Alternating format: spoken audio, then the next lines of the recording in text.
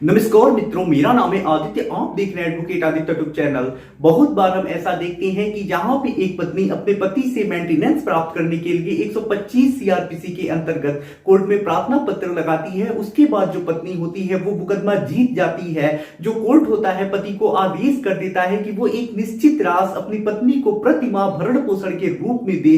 लेकिन कुछ ऐसे पति होती हैं जो कोर्ट के इस आदेश को मानते ही नहीं है और पत्नी को मेंटेनेंस नहीं देते हैं, यानी ये जो प्रति माह भरण पोषण का आदेश हुआ है वो नहीं देती है। तो ऐसे में जो पत्नी होती है वो 128 सीआरपीसी के अंतर्गत जो बकाया भरण पोषण है उसे वसूल करने के लिए प्रार्थना पत्र कोर्ट में लगाती है और उसके बाद फिर कोर्ट आगे का प्रक्रिया बढ़ाता है और जो बकाया भरण पोषण होता है पति से वो वसूल करता है और पत्नी को दिलवाता है। तो ये तो हो गई एक नॉर्मल प्रक्रिया, लेकिन हमने एक और चीज जरूर पढ़ा या फिर सुना जरूर होगा कि न्यायालय की अवमानना, यानी अगर मान लीजिए 125 सीआरपीसी के अंतर्गत जो कोर्ट होता है वो पति को आदेश कर देता है कि वो पत्नी को एक निश्चित राशि प्रति माह भरण पोषण के रूप में दे और उसके बाद जो पति है वो इस आदेश को नहीं मानता है, पत्नी को भरण पोषण नहीं देता है, तो क्या ये चीज न्यायालय की अवमानना कही जाएगी, यानी कंटेम्प्ट ऑफ कोर्ट कहा जाएगा या नहीं कहा जाएगा? आज के इस वीडियो के माध्यम से मैं आपको यही चीज समझाने वाला हूं।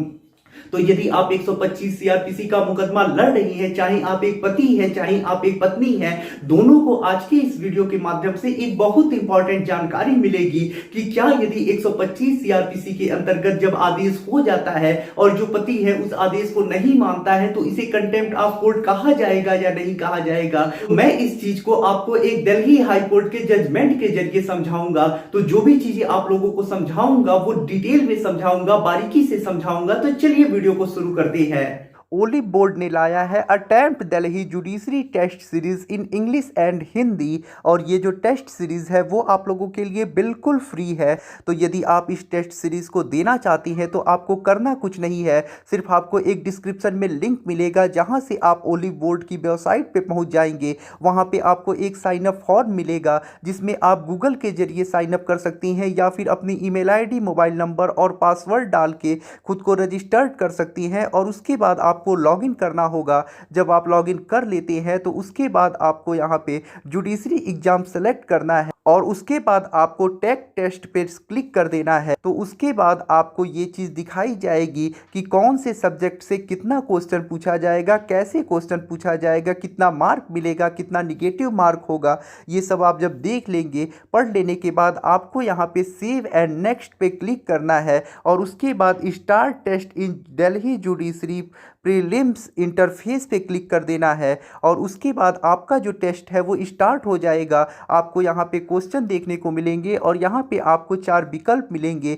आप जितने भी क्वेश्चन अटेम्प्ट करेंगे वो सही होंगे कि गलत होंगे वो आपको यहाँ पे साइड में मिल जाएंगे। और जब आप एक क्वेश्चन का आंसर दे देंगे, विकल्प पे क्लिक कर लेते हैं और उसके बाद आपको सेव एंड नेक्स्ट बटन पे क्लिक करना है। जब आपके सभी क्वेश्चन कंप्लीट हो जाएंगे तो आपको आपका रिजल्ट मिल जाएगा और आप खुद आकलन कर पाएंगे कि आपकी तैयारी कैसी चल रही है, कहां तक पहुंची है। तो अपनी तैयारी को और ज़्यादा स्ट्रांग बनाने के लिए ओलिव बोर्ड के द्वारा दिए जा रहे इस फ्री टेस्ट सीरीज का जरूर आप लोग फायदा उठाएं। देखिए, सबसे पहले तो हम थोड़ा सा ये समझ लेते हैं कि कंटेम्प्ट ऑफ कोर्ट क्या होता है। तो देखिए, न्यायालय की अवमानना का ये अर्थ होता है कि जैसे न्यायालय ने कोई आदेश किया, आप उस आदेश को नहीं माने या फिर न्यायालय के खिलाफ आप कोई ऐसी बात बोलने लगे जो आपको नहीं बोलनी चाहिए। कंटेम्प्ट ऑफ कोर्ट जो होता है 2 प्रकार का होता है, सिविल अवमानना और क्रिमिनल अवमानना। सिविल अवमानना में ये होता है कि न्यायालय ने कोई आदेश किया, आप उस आदेश को नहीं मान रहे हैं। क्रिमिनल अवमानना में ये हुआ कि न्यायालय ने कोई आदेश कर दिया,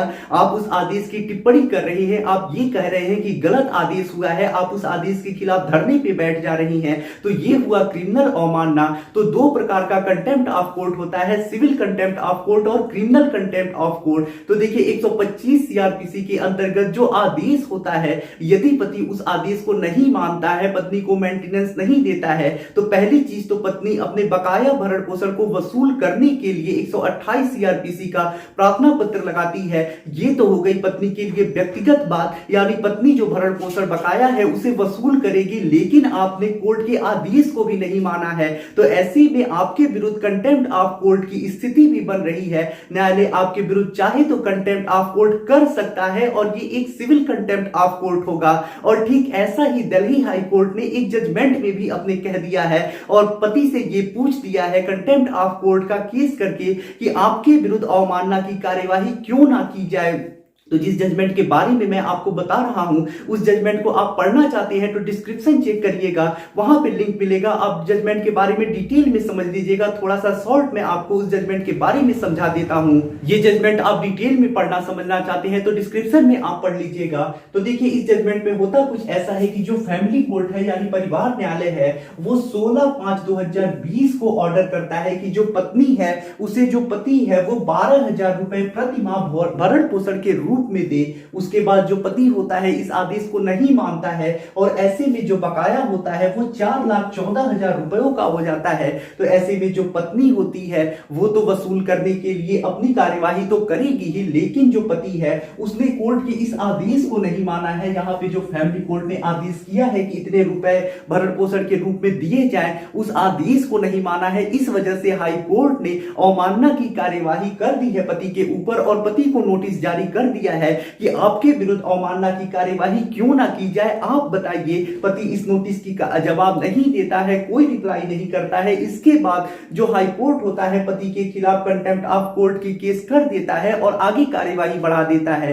तो ऐसे में ये चीज यहां स्पष्ट हो रही है कि 125 सीआरपीसी के अंतर्गत यदि कोई आदेश होता है और जो पति है वो उस आदेश को नहीं मानता है, तो जो पत्नी है वो वसूल करने के लिए 128 सीआरपीसी का आवेदन तो देगी ही, साथ ही साथ यदि कोर्ट चाहे तो कंटेम्प्ट ऑफ कोर्ट की भी कार्यवाही कर सकता है। और यहां पे पति के लिए तब और बड़ी दिक्कत खड़ी हो सकती है। अब जो जजमेंट है उसके बारे में आप डिटेल में समझना चाहते हैं तो डिस्क्रिप्शन चेक कर लीजिएगा, वहां पे आप जजमेंट को डाउनलोड करके डिटेल में पढ़ के सारी चीजों को समझ सकते हैं और जान सकते हैं। तो ऐसे में मैं अब आपको यहां पे यही चीज समझाना चाहूंगा कि कभी भी यदि कोर्ट आपके विरुद्ध कोई आदेश करता है और आप उस आदेश के विरुद्ध अपील में नहीं गए हैं, तो ऐसे में आपको उस आदेश का जरूर पालन करना चाहिए। नहीं करते हैं तो ये चीज आपके लिए बड़ी दिक्कत खड़ी कर सकती है, आपके लिए बड़ा नुकसान पहुंचा सकती है। तो आशा कर रहा हूं जो चीज मैं आपको समझाने का प्रयास कर रहा था वो आप समझ चुके होंगे और आपको इस वीडियो के जरिए अच्छी जानकारी मिली होगी। अगर आप किसी कानूनी समस्या से परेशान हैं और ऐसे में आप मुझसे फोन पे बात करके अपनी कानूनी समस्या का समाधान प्राप्त करना चाहती हैं, तो इसके लिए डिस्क्रिप्शन चेक करें, वहां पे बताया गया है कि आप किस प्रकार से मुझसे फोन पे बात कर सकती हैं। अगर आपको वीडियो पसंद आया हो तो वीडियो को लाइक करें, अपने दोस्तों के साथ शेयर करें और यदि आप चैनल पे नए हैं तो चैनल को सब्सक्राइब करके बेल आइकन को दबाएं। मिलते हैं नए वीडियो के साथ अगले दिन, तब तक के लिए जय हिंद, जय भारत।